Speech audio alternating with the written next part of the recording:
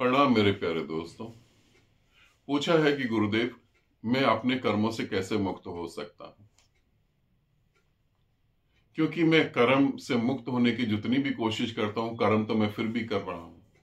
इन कर्म बंधनों से कैसे निकल पाऊंगा? क्या कर्म बंधनों से मुक्त होने का भी कोई उपाय है? क्योंकि साधना करने पे भी मैं अच्छा बुरा तो सोच ही रहा हूं ना। कैसे मुक्ति मिले? कर्म बंधनों से जब आप मुक्त होने वाले होते हैं तो उससे पहले कुछ संकेत मिलते हैं। उस संकेत को समझ लो। अगर तुम उस संकेत को समझ गए तो समझो लॉटरी लग गई। अब अनंत जन्मों के कर्मों से तुम इजीली मुक्त हो जाओगे, आराम से। बहुत मेहनत नहीं करनी है। मेहनत तो वो लोग करते हैं जिनको समझ नहीं है ना।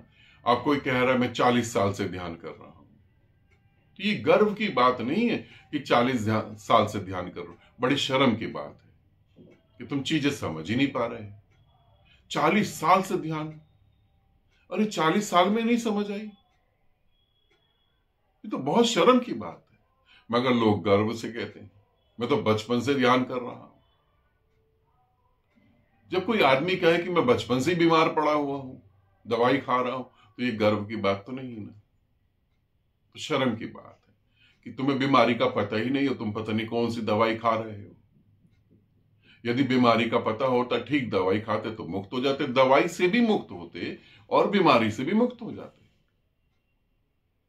दोनों से मुक्त होते। ठीक ठीक हमको पता नहीं। तो कर्म जो है, अनंत जन्म के कर्म तुम्हारे खत्म हो जाएं, उससे पहले क्या संकेत मिलता है इसे समझ लेना। एक आदमी के जीवन को लेके, उदाहरण के तौर पे एक आदमी के जीवन को लेके समझाता हूं, क्योंकि सीधी सीधी बात तुम ना समझ पाओगे, तो इसलिए उदाहरण लेके। एक आदमी है, अब वो आदमी जो है वो मंदिर जा रहा है, मस्जिद, गुरुद्वारे, चर्च, जो भी कह लो, है ना। वो जा रहा है, वहां पर पूजा पाठ कर रहा है, मांग रहा है, बहुत कुछ लगा हुआ है। अचानक उसे होश आ गया, थोड़ा सा उसे लगा ये मैं कर क्या रहा हूं। जो मूर्तियों के आगे मैं खड़ा हूं, जिन मूर्तियों के आगे मैं प्रार्थना कर रहा हूं, ये क्या मूर्तियां सच में हैं? ये मूर्तियां तो आदमियों ने ही निर्मित करी है ना, मनुष्य ने तो बनाई है मूर्तियां। कोई ऐसा तो नहीं कि परमात्मा आया और उसने अपनी मूर्ति बनाकर तुमको दे दी, ऐसा तो नहीं ना। मनुष्य ने ही बनाई, और मनुष्य की बनाई हुई मूर्ति के आगे मैं भी मनुष्य होकर खड़ा होकर मांग रहा हूं। शिवलिंग किसने बनाया? तुम्हें क्या लगता है शिवलिंग शिव ने बनाया होगा? नहीं, शिव ने नहीं बनाया। शिव क्यों शिवलिंग बनाएंगे? यदि मुझे आज एक मूर्ति बनानी पड़े, मैं अगर मूर्तिकार हूं, मुझे मूर्ति बनानी पड़े, तो मैं वो मूर्तियां बनाऊंगा जिनसे मैं दूर हूं। सिंपल सी बात। मैं स्वयं की मूर्ति क्यों बनाऊंगा? जब आप ड्राइंग करते हैं तो जो आपसे दूर है, जिसे आप प्रेम करते हैं, उसी की तो ड्राइंग करेंगे, स्वयं की थोड़ी ना करेंगे। तो ये तो नहीं कि शिवलिंग शिव ने बनाया, बिल्कुल भी नहीं बनाया शिव ने। फिर बनाया किसने? और हम उस पर पूजा कर रहे हैं अज्ञान के कारण। ये नहीं कह रहा कि गलत है, ठीक है, मगर ठीक को हम समझ नहीं पा रहे।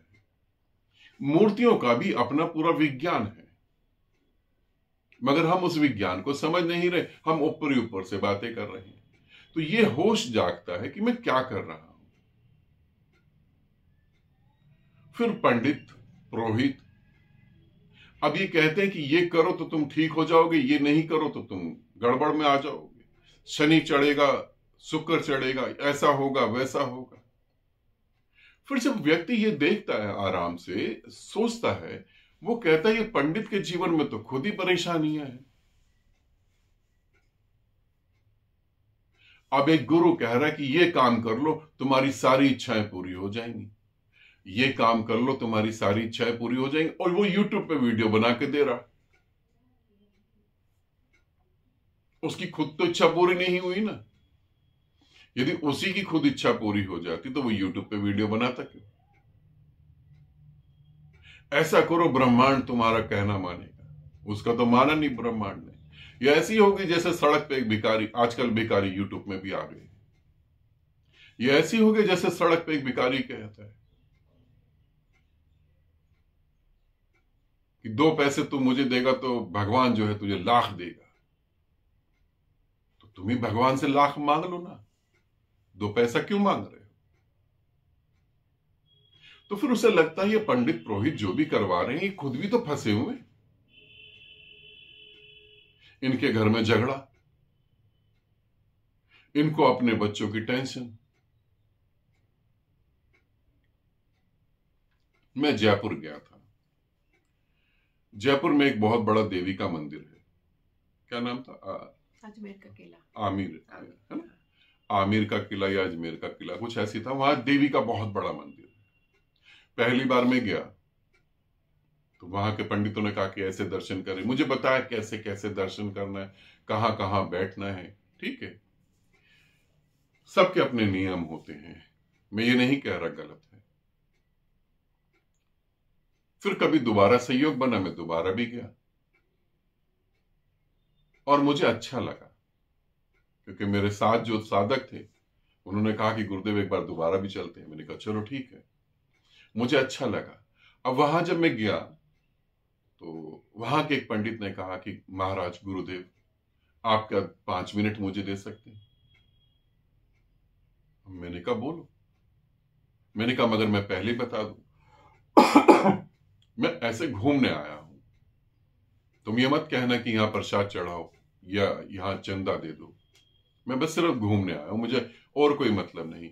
मेरे लिए देवी तो मेरे साथ ही है, गुरु मां साथ में ही थी, अब उससे बड़ी देवी मेरे लिए कोई है नहीं, है ना। तो मैंने कहा देवी तो मेरे साथ ही घूम रही है, तो मैं तो बस ऐसे आ गया। उन्होंने कहा नहीं वो बात नहीं, मुझे कुछ अब बात करनी है अपने बारे में।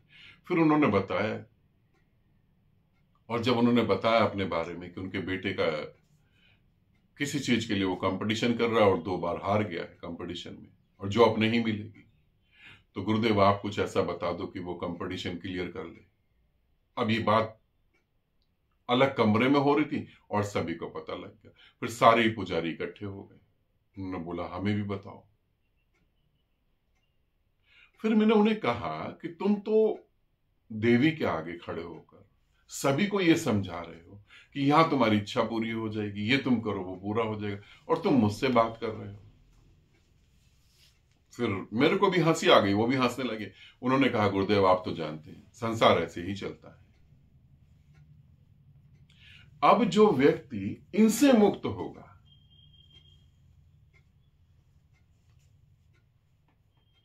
अब जो व्यक्ति इनसे मुक्त होगा तो वो फंसेगा कहां पे? वो ग्रंथों में फंसेगा, फिर ग्रंथ पढ़ेगा। अब वो ग्रंथों से भी मुक्त होगा, ये जबकि बहुत बड़ी श्रृंखला है, बड़ा मुश्किल है। तुम्हारे कर्म कहां पर खत्म होंगे? जन्मों जन्मों के, जब तुम्हारे जीवन में गुरु का पांव पड़ेगा, जब सदगुरु तुम्हारे जीवन में पांव रखेगा, जब गुरु की छाया तुम पर पड़ेगी, तब तुम्हारे जन्मों के कर्म खत्म होंगे। जब गुरु तुम्हें अपनाएगा और तुम्हें संन्यास देगा। जब मैं सदगुरु कह रहा हूं तो समझ गए होगे तुम, है ना। तो छोटू को मत समझ लेना, क्योंकि अगर सीता हरनी है तो रावण को भी साधु का भेष बनाना पड़ेगा। डायरेक्ट तो सीता नहीं हरी जा सकती, इसलिए छोटू को मत समझना, सदगुरु कह रहा हूं। सदगुरु का अर्थ है जो सत्य को जानकर आनंदित हो गया। तो ऐसा गुरु जब तुम्हारे जीवन में आएगा और तुम्हें स्वीकार करेगा, यह भी ध्यान रखना कि गुरु सभी को स्वीकार नहीं करता है। ऐसा गुरु आएगा जब तुम्हें स्वीकार करेगा और जब वो तुमको संन्यास देगा। गुरु स्वीकार भी कर लेता है, शंकर बोलते हैं, शंकराचार्य बोलते हैं, बड़ा दुर्लभ है गुरु तुम्हें संन्यास दे दे। ये बहुत दुर्लभ है, आसान नहीं है, क्योंकि जब गुरु तुम्हें संन्यास देता है तो तुम्हारे अनंत जन्मों के कर्मों को वो अपने ऊपर ले लेता है और तुम्हें उनसे मुक्त करता है। तब तुम्हारी साधना में गति बढ़ती। मेरे पास बहुत सारे लोग हैं जिन्होंने संन्यास नहीं लिया, लगे हुए हैं साधना करने में, मगर जिन्होंने संन्यास लिया वो चमत्कार देखते हैं, वो तो हैरान हो जाते हैं, इतना तेजी से ये कैसे हो गया? तुम्हारे कर्म गुरु अपने ऊपर लेता है और तुम मुक्त हो जाते हो, तभी तो आकाश में उड़ पाते हो। तो अनंत जन्मों के कर्मों से कैसे मुक्ति मिल सकती है? गुरु का आना होगा तभी मिल सकती, नहीं तो नहीं, स्वयं के प्रयास से नहीं मिल सकती। कर करके थक जाओगे, कुछ भी नहीं होगा। ठीक, इसे समझ लेना। आनंदित रहो, सदा खुश रहो। बहुत बहुत प्रेम आप सभी को।